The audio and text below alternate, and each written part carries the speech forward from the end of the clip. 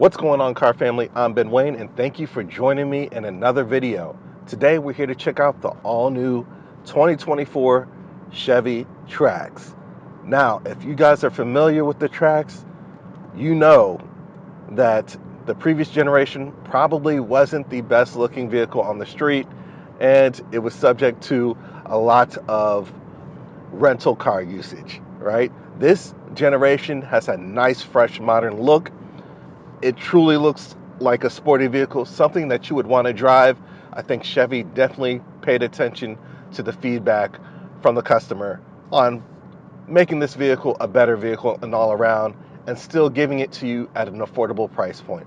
As a matter of fact, this vehicle is priced at $25,000, which is relatively affordable in today's world without any argument whatsoever. This is an affordable vehicle. So today, I want to take you through the exterior and interior design, talk about the handling, the power plant, and the tech in this car, and let's see what you're getting for about $25,000. So right off the bat, coming to the front of the vehicle, a new sleek and modern design. I love the red and then the dark chrome accents going on up front. Really makes this vehicle look sporty from the front. You have daytime running lamps that are LED.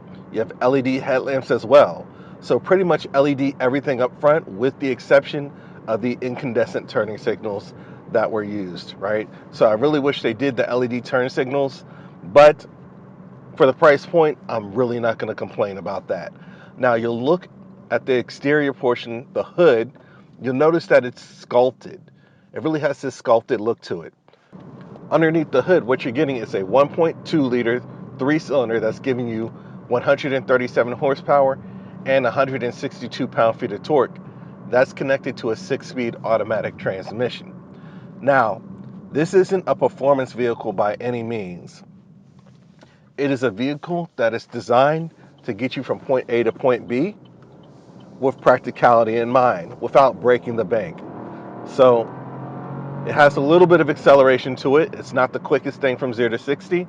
I don't have an official 0 to 60 time on this one, but it's enough to get you around town and get the job done without making you feel like you're in poverty.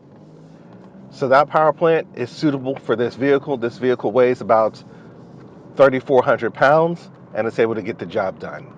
Now, coming to the side profile, you'll notice we have 19-inch wheels on this RS trim. Those wheels look like they've been machined with the gloss black and then silver accents. It really provides a nice sporty look. You'll also notice that you have plastic wheel arches. This isn't, kind of a hopped up hatch or an SUV. Those plastic panels are more than acceptable.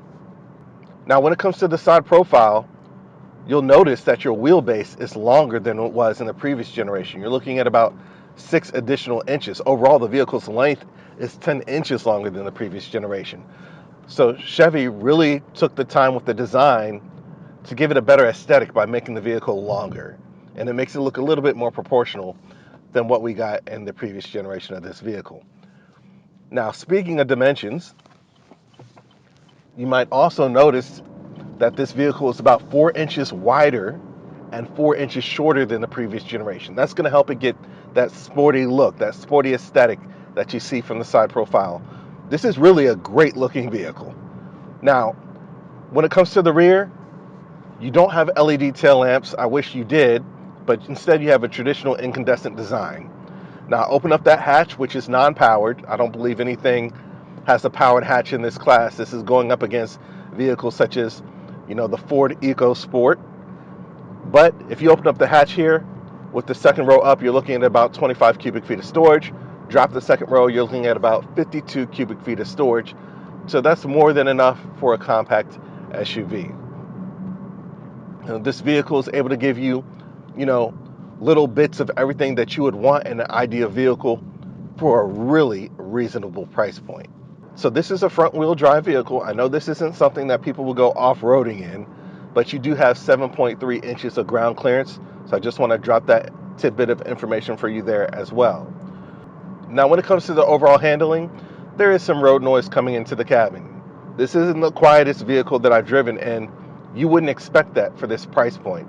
What you're getting is fair. This is something that you could still drive every day and still have a conversation in. It's not deafening. but there is a little bit of road noise coming into the cabin. The overall handling, this vehicle does feel good. Again, this is front wheel drive. There's not too much body roll on the turns. It feels nice and planted.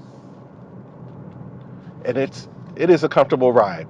So that longer wheelbase is going to give us a smoother ride than what we had in the previous generation. It effectively lowers the center of gravity. You know, inertial forces travel through a vehicle's center of gravity. So if that CG has been lowered by a longer wheelbase, it's going to give you a smoother ride, and that's what they did in this new generation. I think that's been well executed. Now let's talk about the interior really quickly. What you're getting is a dual screen display here. We have an 8-inch display for your instrument cluster, and then an 11-inch display. You'll see I have the wireless Apple CarPlay going for you guys, so you can see what that looks like. This one does have some slight lag to it, but overall it's something that you could easily live with. Coming lower, we do have air conditioning vents and physical controls for your air conditioning system as well. This doesn't have a dual climate control setup, so it's just a single setup here, but we do have additional buttons for your heated seats. So there are 3 levels of heated seats here. So you do have, again, bits and pieces of those functions that you would want to see in a traditional vehicle at a really good price point. Steering wheel is wrapped in leather, features red contrast stitching, and then of course the top of the dash, you do have this hard injection molded material here. Now coming further down, we do have USB ports, storage for your cell phone, your traditional gear selector, 2 cup holders, and then an armrest here. Now when it comes to the seats, they are fairly comfortable. Again, they do offer 3 levels of heating. They're not done in leather. This is known as Evotex. That's what they refer to this as. But the aesthetic for the seats overall is pretty nice. They are easy on the eye. I do enjoy these red contrast accents incorporated on the seats and the form of the stitching, and then the RS badge embroidered into the headrest as well. I think that's a nice touch, especially for the price point of this vehicle. Now, where you're going to start to see that this is a $25,000 vehicle is, you know, the hard touch materials on the door panels. This is fairly hard. Now coming lower, we do have red contrast stitching, you know, controls for all 4 windows and some storage on the bottom of the door. But the door panels, you know, that's where you start to see, you know, how this was able to be made an affordable vehicle. Overall, I still think it's great. Coming to the second row, you're looking at about 37 inches of legroom, which is best in class. You don't have any air conditioning vents there, but you do have USB. And you'll notice, just like on the door panels up here, the armrests are a little bit hard. But again, overall, that leg room really makes it a comfortable ride back there. Just the armrests, you know, a little bit hard. Now, you'll notice that this particular tester does have a sunroof. That is about an $895, let's just say $900 option. But it does let in that natural light into the cabin, which we all enjoy. So the interior of this vehicle is really nice. They could have just said, hey, we're going to make every single thing in here black, like we see a lot of manufacturers do, but you do have these red accents everywhere. It's, you know, if you look at the air conditioning vents, you have the red accents there. You have red accents going across the dash. You have the RS badge. I think it just provides a nice contrast and overall look. It gives you that sporty vibe, even though this isn't like the most sporty vehicle on the market. So I really like how they took their time and really just gave it their all with inside that budget, that target price range. It really makes the car look like some thought was put into it. So overall, this is a great ride. When it comes to the fuel economy, almost forgot to mention that you're looking at about 28 miles per gallon city and 32 highway, which isn't bad at all. So if you're looking for a compact SUV that's going to offer you decent storage capability, decent tech, and just a little bit, you know, of a user-friendly or budget-friendly experience, you want to check out the all-new 2024 Chevrolet Trax. This thing is leaps and bounds better than the previous generation of the Trax. I'm really interested to hear what people say about this vehicle. A lot of people have asked me what this is because it just looks so modern and futuristic compared to the previous generation. Let me know what you guys think about this one in the comment section. Please remember to like, share, and subscribe to my YouTube channel. And until next time, I'm Ben Wayne, the automotive reviewer that YouTube deserves. I'll catch you guys in the next one.